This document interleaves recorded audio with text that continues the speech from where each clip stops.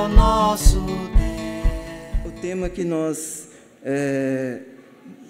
colocamos para que discorrêssemos nesta noite fala: fortalecidos pela graça de Cristo. Fortalecido pela graça de Cristo. Quando a gente depara com esse tema, podemos perceber que realmente somente pela graça de Cristo é que nós vivemos. Somente pela graça de Cristo é que nós conseguimos superar as dificuldades. Somente através de Cristo que nos dá a vitória. E eu gosto muito desse texto de Timóteo, porque Timóteo foi assim um dos exemplos, né, que podemos estar seguindo, né? Porque Timóteo foi aquele jovem que teve alguém que falou tão bem da sua pessoa, que falou tão bem, que expôs tão bem, que pôde dar um bom testemunho dele, e que foi instruído por uma pessoa que era muito inteligente, e que acima de tudo, tinha o Senhor Jesus como seu mestre. Estou falando de apóstolo Paulo. Então, por certo, é que podemos verificar que aquele jovem, Timóteo, era um bom exemplo. E também, mais ainda, porque ele foi educado pela sua mãe e avó, né? O exemplo da mãe, da maternidade.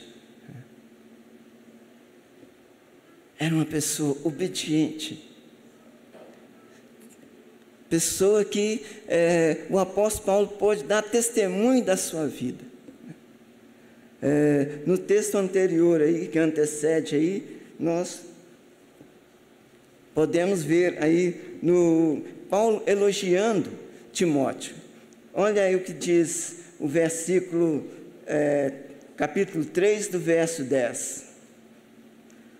Tu, porém, tens seguido de perto o meu ensino, procedimento, propósitos, fé, longanimidade, amor, perseverança, as minhas perseguições e os meus sofrimentos, as quais me aconteceram em Antioquia, Icônio e Listra.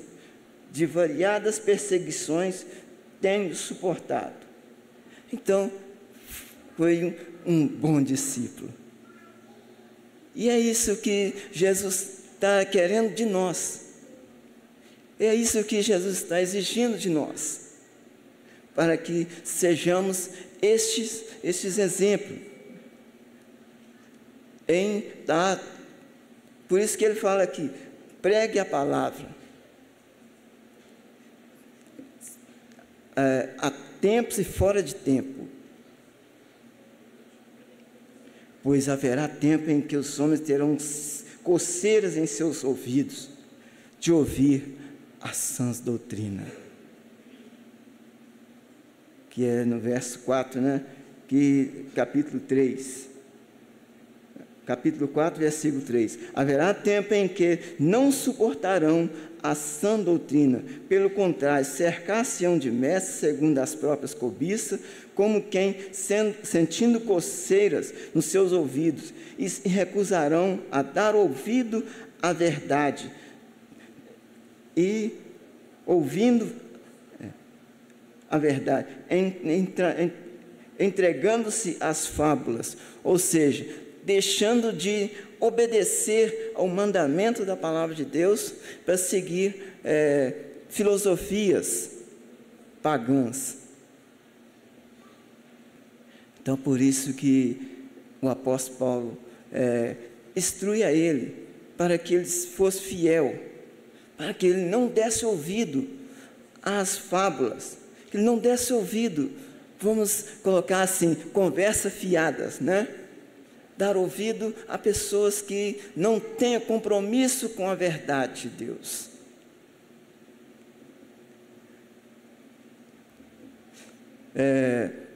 Eu gostaria de convidar alguns irmãos a lerem Salmos 22. Abrir suas Bíblias, Salmo 22. Nós vamos ler até o versículo 10.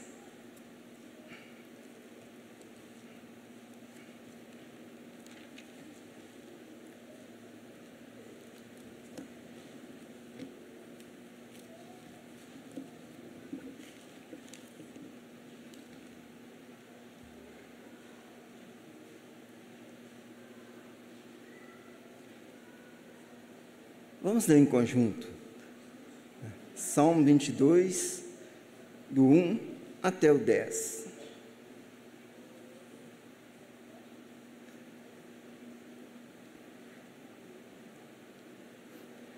Deus meu, por que me desamparaste? Por que se acha longe de mim a salvação? As tuas palavras do meu bramido, clamo de dia e não respondes, também de noite, porém não tenho sossego. Contudo és santo, entronizado entre os louvores de Israel. Nossos pais confiaram em ti, confiaram e os livrastes. A ti clamaram e se livraram. Confiaram em ti e não foram confundidos. Mas eu sou verme e não homem, opróbrio dos homens e desprezado do povo. Todos que me veem zombam de mim, afrouxam os lábios e memeiam a cabeça. Confiou no Senhor, livra-o, salva-o, pois nele tem prazer. Contudo, tu és quem me fez nascer e me preservastes, estando eu ainda no seio da minha mãe. A ti me entregarei desde o meu nascimento, desde o ventre da minha mãe. Tu és o meu Deus. Aqui podemos ver a expressão de um homem também segundo o coração de Deus. Considerada a menina dos olhos de Deus. E Deus tinha prazer. Este homem era Davi.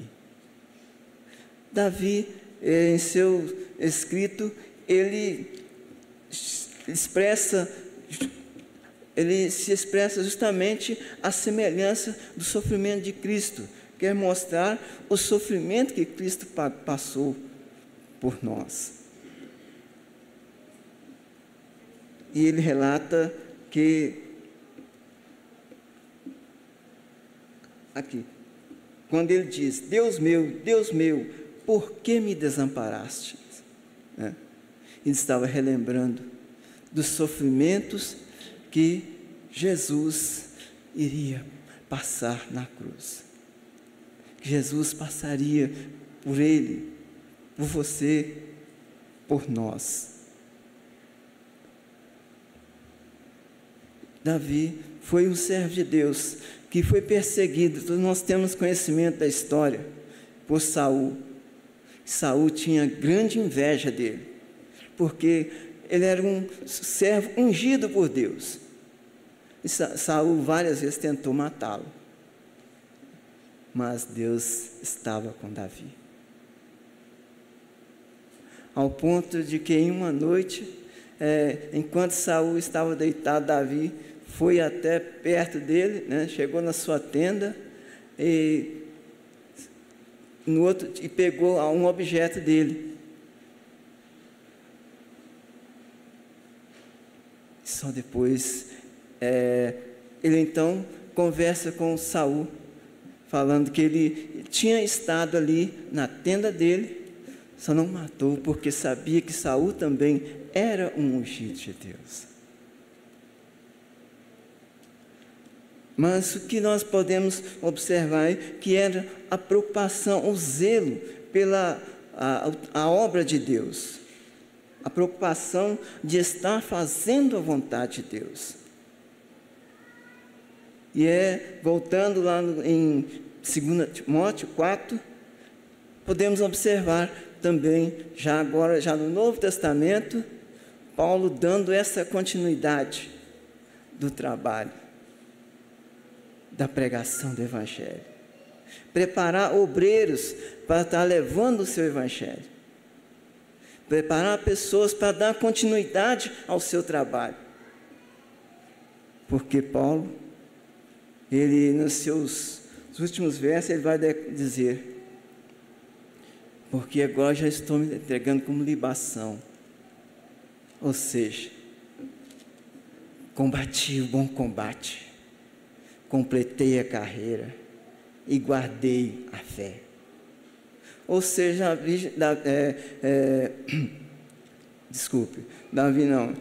Paulo está então dizendo que a obra que foi incumbida, que foi colocada sobre os seus ombros, ele agora estava se sentindo aliviado, mesmo em sofrimentos.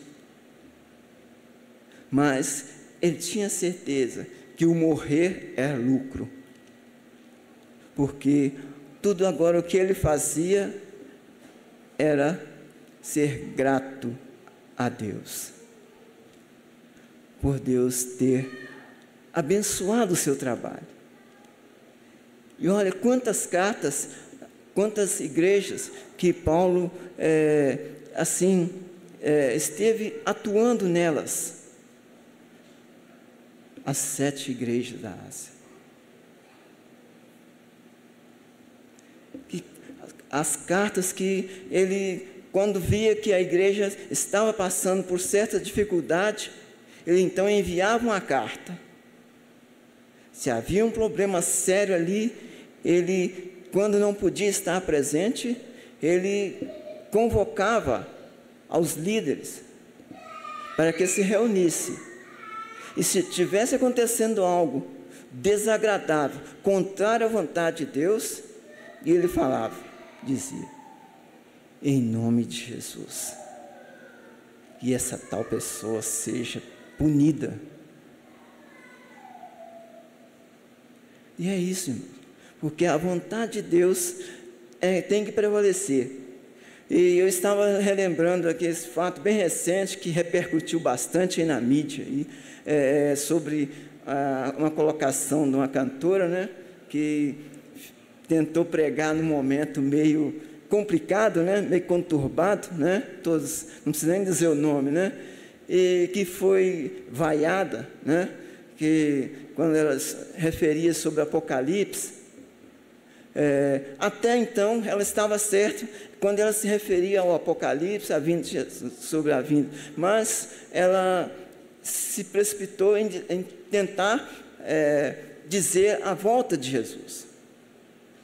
E a palavra de Deus é bem clara: só a Deus, nem o próprio Filho do Homem sabe o dia e hora.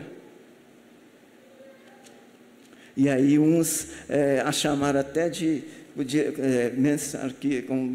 considerado como mula de Balaão, né? Quer dizer, mas realmente Deus pode usar, sim, Deus pode usar as pessoas, Ele pode usar o ímpio, para que mostre para o servo dele, né, a verdade. E então, quando ela mencionou ali, muitos criticaram, mas quando observamos que a mula de Balaão também falou. Mas por que a mula falou? Porque ela estava sendo açoitada. E porque, na verdade, ela falou as palavras ali, mas porque o anjo estava ali do lado. Porque nós observamos pelo texto, né, que descreve, alguém quer conferir João 17, desculpa,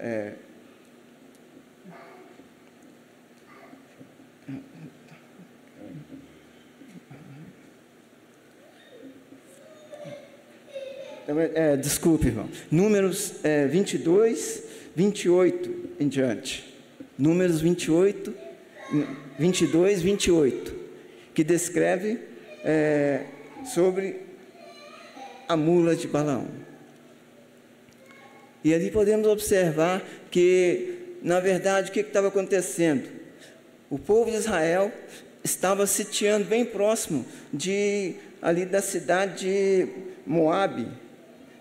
E então, os moabitas, com medo do povo de Israel, porque era uma multidão muito grande e numerosa. E realmente o povo de Israel era temido pelos outros vizinhos, porque sabiam que eles eram uma nação que realmente era protegida por Deus, que era uma nação que era amparada por Deus. E então sentia-se pressionado. Então eles vão o rei manda que os seus soldados vão até Balaão e tenta convencer a ele para que amaldiçoasse o próprio povo de Israel. Olha que coisa.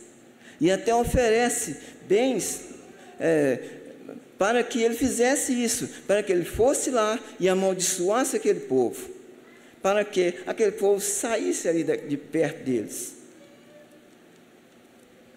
Mas veio a voz de Deus falando com Balaão, né? Balaão, você não vá amaldiçoar aquele povo. Você vai abençoar aquele povo, porque aquele é o povo de Israel, o povo escolhido de Deus. E aqueles súditos do rei voltam novamente, dá para o rei e fala assim: olha, Balaão não está querendo ir não, ele não está querendo ir lá amaldiçoar aquele povo não.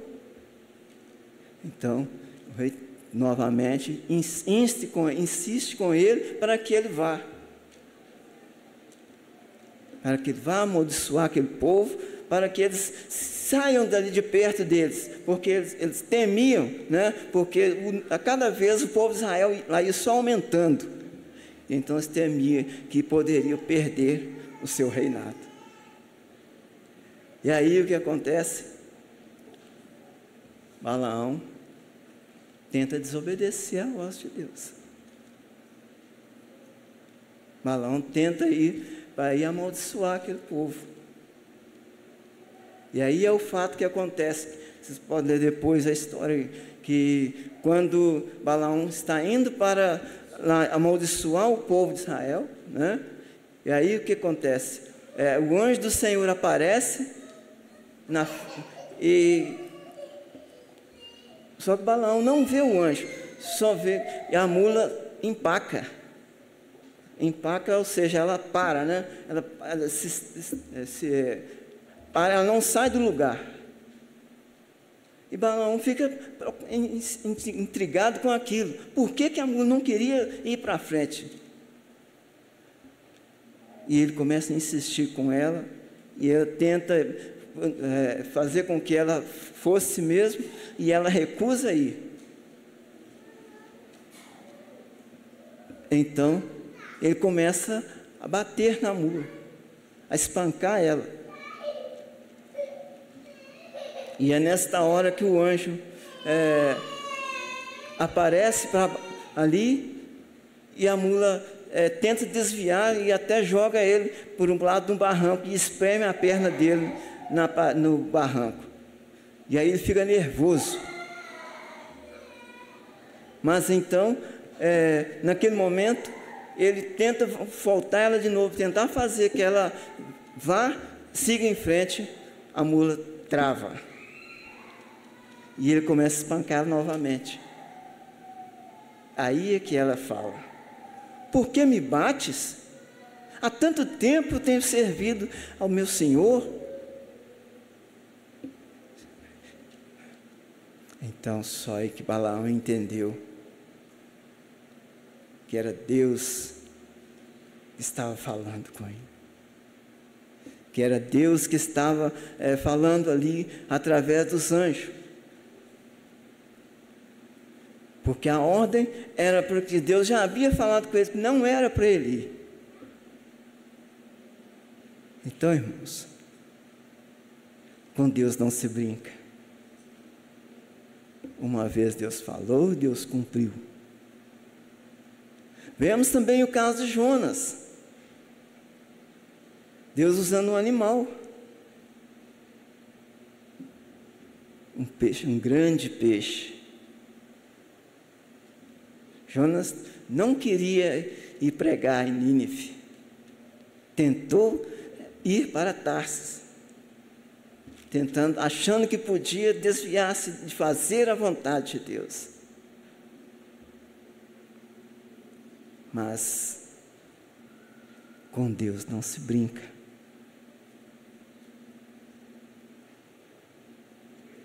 Com Deus não podemos brincar. Porque Deus não é Deus de mentira, nem filho do homem para se arrepender. E Jonas então é jogado no mar, e o que acontece? Um grande peixe, o tragou e levou ele para Nínive, onde ele não queria ir, mas ele tinha que fazer a vontade de Deus. Era a ordem. A ordem de Deus era para que ele fosse e pregasse em Nínive. Por isso, Deus usou aquele peixe. É um exemplo. Deus, o texto fala bem claro aí, é Jonas, capítulo 1, versículo 17, e também 2 ao 10. Fala claramente, Deus dá ordem ao peixe, a um grande peixe, e o peixe obedece.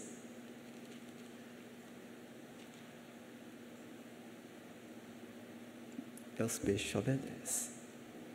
Há um texto que fala assim: quem é esse que até as ondas do mar lhe obedecem, Era o Filho de Deus, Jesus Cristo. Então são vários exemplos que nós podemos ver que Deus pode usar quem Ele quer, na hora que Ele quer, o momento que Ele quer. Usou um peixe para que levasse a palavra até Nínive, para que Jonas levasse a palavra. Deus quer usar você também, para que leve a sua palavra. Deus quer usar a mim e quer usar você.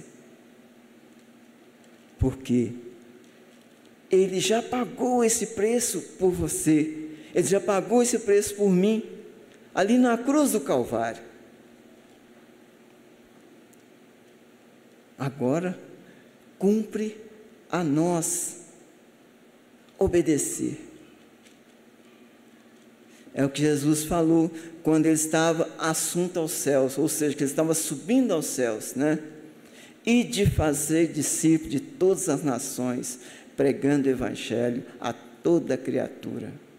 Quem crer e for batizado, será salvo.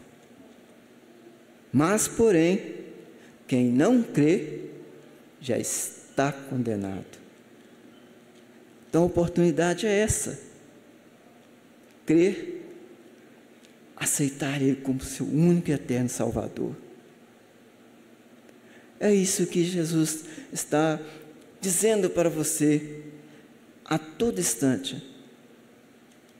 Se você ainda não fez aquela decisão de entregar-se totalmente à vontade do Senhor, render-se aos pés do Mestre, deixar Ele guiar a sua vida.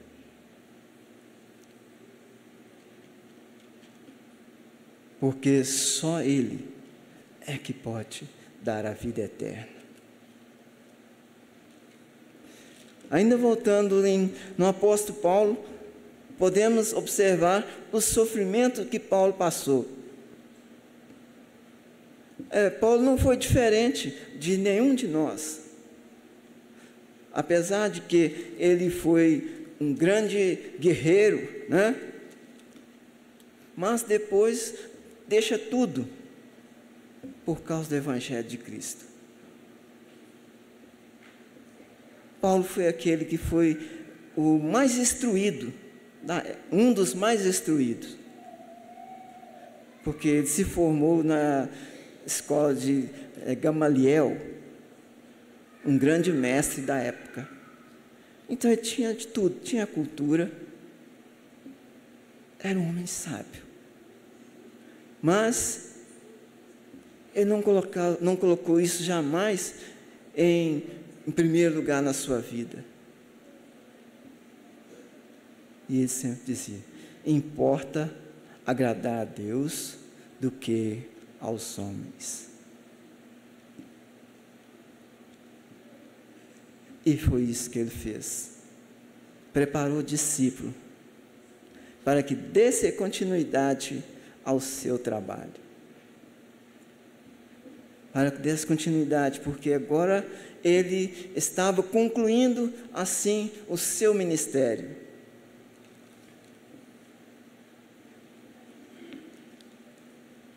Ele estava assim encerrando a sua missão como ministro do Evangelho. Mas ele deixa um legado, que era para Timóteo, um discípulo.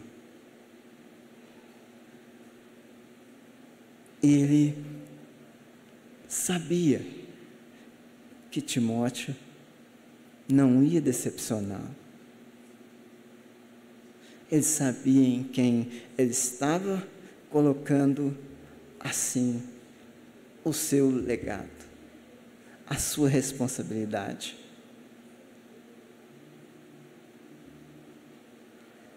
Ao ponto de dizer: sede meus imitadores, como eu sou de Cristo.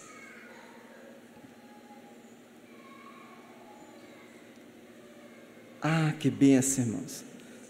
Se todos pudéssemos dizer, sermos imitadores de Paulo, como Paulo foi de Cristo. Em estar preocupado de levar esse Evangelho aos corações sedentos.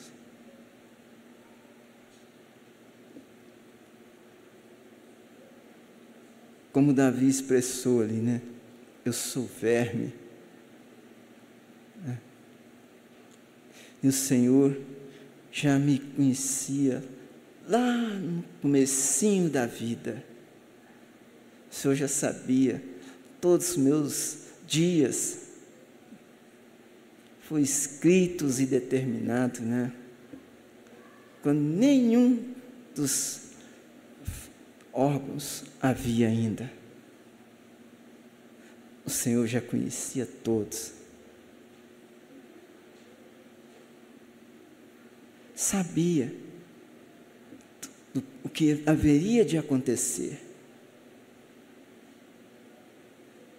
Sabia de toda a trajetória nossa. Sabíamos que nós iríamos errar. Sabia que nós iríamos acertar.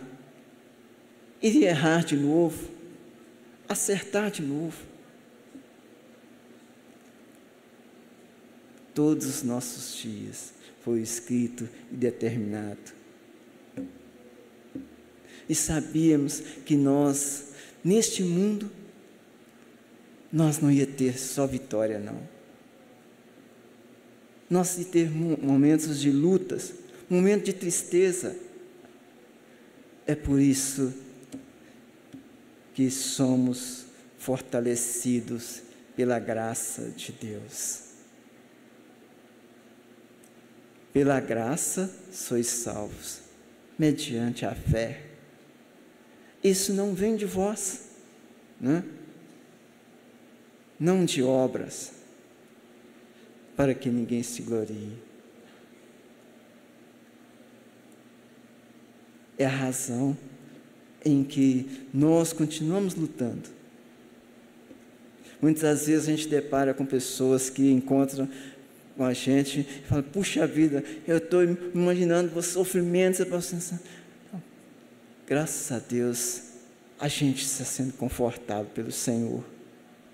Porque só Ele, irmãos, não tem outra forma, não há outra maneira em quem podemos confiar a não ser no Senhor. Só Ele nos dá a vitória em Cristo Jesus. Portanto, sede fortalecidos no Senhor. Que Deus assim nos abençoe. Em nome do Senhor Jesus. Amém?